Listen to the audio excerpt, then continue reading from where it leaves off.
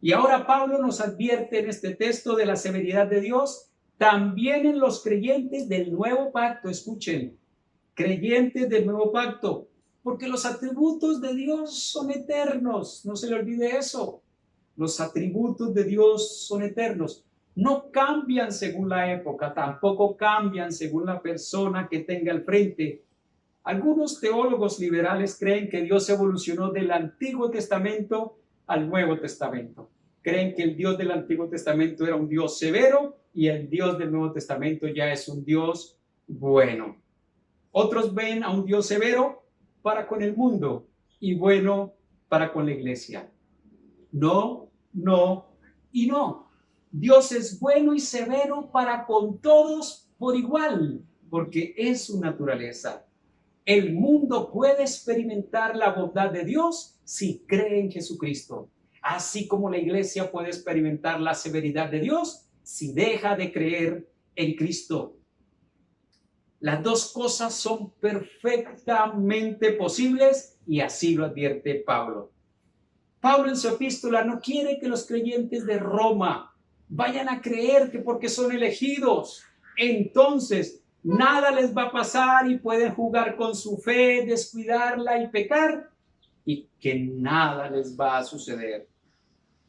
Ahora, esas ramas que fueron desgajadas hacen referencia a judíos, es cierto. Pero ¿qué clase de judíos? Dice allí, judíos que cayeron en incredulidad.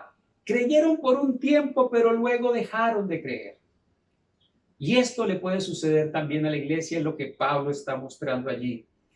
El calvinismo no cree que alguien que cree en Cristo pueda dejar de creer. Ellos piensan que si alguien deja de creer es porque esa fe no era genuina. Pero mis estimados, no solo aquí en este texto, también en otras partes, la Biblia nos muestra reiteradamente la posibilidad de que alguien crea de forma temporal. Si fueron desgajados, era porque estaban pegados al olivo. Y si estaban pegados al olivo, yo no creo que fuera con una fe falsa. Yo no lo creo. Evidencias bíblicas de que alguien puede creer por un tiempo y luego abandonar la fe, hay muchas, y esto es lo que se llama apostasía. Yo solamente quiero mostrarle 4 enseñanzas del Nuevo Testamento al respecto. La primera de ellas es la parábola del sembrador, donde nos muestra claramente que hay quienes creen por un tiempo y luego dejan de creer. Otra enseñanza donde el Señor Jesús pidió explícitamente a sus discípulos que permanecieran creyendo en Él si querían dar fruto. Si no permanecían en Él, no darían fruto y serían cortados. Esto lo encontramos en Juan 15.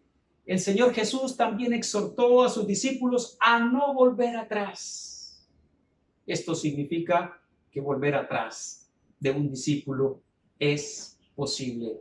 También les dijo que solo el que persevera hasta el fin es merecedor de la promesa de salvación.